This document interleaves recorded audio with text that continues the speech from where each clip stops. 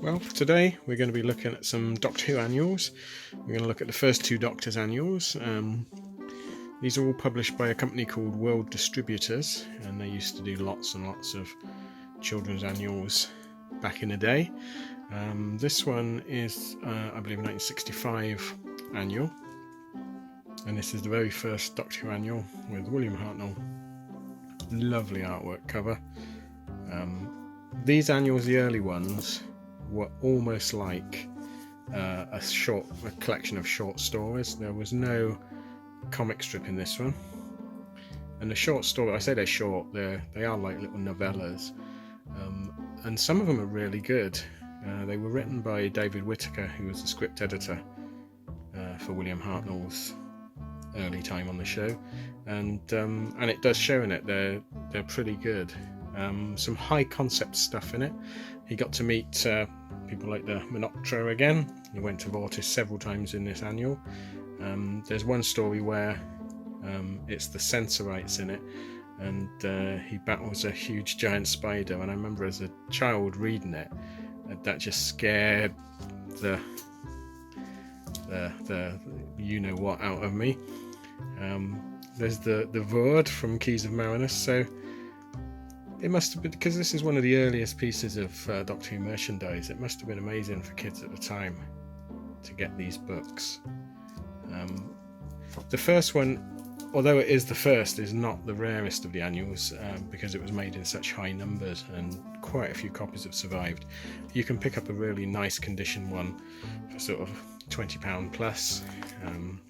I recommend getting it if you see it, especially this. If you're only going to get one annual from the entire run, go for the first one, because it is one of my favourites. I like a bit of William Hartnell, and this is some of the best William Hartnell stories you're going to get from that era. So good one, that. And then that was a huge success, so they published the second annual, and this was the 66 annual, it was basically at the end of William Hartnell's time as the Doctor, so you may well have been reading this as a fairly new item after he had left the show. Not as nice, this one, as the first annual. It still contains lots and lots of text stories. There is a strip story, but the stories are a little bit barking mad. They're some of them make no sense. Some of them just tail off mid-story, as if the writer got bored. Again, high concept stuff. Worth reading. There's the comic strip. Quite nice comic strip, some good likenesses. Worth reading just for the sheer madness of the annual. Some of these are now being done on Talking Book as well, some of these stories, and I recommend getting those CDs. They're really good. I think Sons of Grek is actually one of them on it. The Doctor is strange in this one. Very strange indeed. But again, a bit rarer than the first Hartnell. It's hard getting one of these in good condition, because like a lot of World Distributors annuals, the binding goes, and so the pages start to fall out. But again, nice souvenir. And then William Hartnell left, Patrick Troughton came along. This was done very early in his run, so they obviously didn't have a lot of photographic reference pieces, so it's sort of Pat Troughton. Very pink.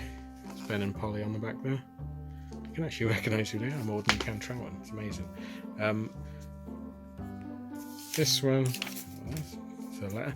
Again, the binding tends to crack. This one does have some photographic reference on as well. So again, a very early photo shoot that Pat Troughton did when he was wearing his, what everyone calls the stovepipe hat, and playing his music stick. They seem to not have grasped the name of a recorder in this. He carries around his music stick, and he uses it to get himself out of lots of scrapes in it. We're starting to get, you probably noticed there, the dreaded filler. So they started, rather than being all Doctor Who content, they would start putting filler articles in about space. It gets worse and worse and worse as the series goes on, so this is still quite a generous collection of stories, strip stories. The artwork's not quite as nice. The paper's slightly better than the Hartnell, so the colours show up a bit nicer. Quite rare, this one, not the rarest of the Troughtons. You can see they've only had a few publicity stills. They obviously had no shots of the TARDIS to copy. The stories they're okay in it. They're a little bit, they're not as mad as the last annual, which sort of takes away some of their novelty value. So another article on space, but worth getting, worth reading. In fact, all of these annuals are worth reading if you've got the time to do it. They're nice little chunks. You can read them in about 10 minutes. Again, nice one to have. This is my favourite cover of the Troughtons, and this is because it's one of the few, other than the first annual, it's the one few to feature other characters rather than just the Doctor and his companion. So this is the Doctor and Jamie, and you see you've got the lovely Cybermen. Really nice drawing on that one. You've got a Yeti, looks a bit strange, Cyber Controller, Cyberman, and then when you go inside you're back to the normal sort of artwork that doesn't have a lot to do. And then Yetis and Cybermen again. They don't appear in any of the stories, so don't get too excited. This is where the companion artwork tends to start getting a bit looser, so that's meant to be Fraser Hines, and that one's Victoria, so that's Deborah Watling, Victoria Waterfield. Yeah, artwork again getting a bit scratchy, a bit pen and ink, which is not too bad. There's some utterly mad stories again, so that's good. We're back to the writers being off their tits on something. This one is sort of uber rare. This is rarest of the Troughtons, I think. Trying to get a good quality copy. I mean, trying to get a bad quality copy is bad enough, but trying to get a good one. I managed to pick. I never had this one sort of from my first days collecting. I actually bought this one on eBay, and it's in absolutely pristine condition, the binding, and I think I picked it up for about £20. It was a good deal at the time. No one else bid on it, which was just very strange. Sometimes you're here at the right time. This is the last of the Troughtons, the first use of photographic covers, which over John Pertwee's you sort of got a mix of artwork and photographic, and then it sort of goes to photographic or touched up photograph covers. I quite like this annual. It's a bit more serious than the last Troughton. The stories sort of hang together a bit better.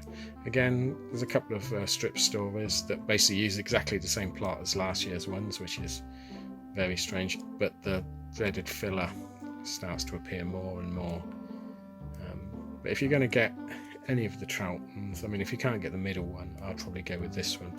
The pink Troughton, it's nice to get hold of, but the actual stories are just a bit dull. See, another comic strip.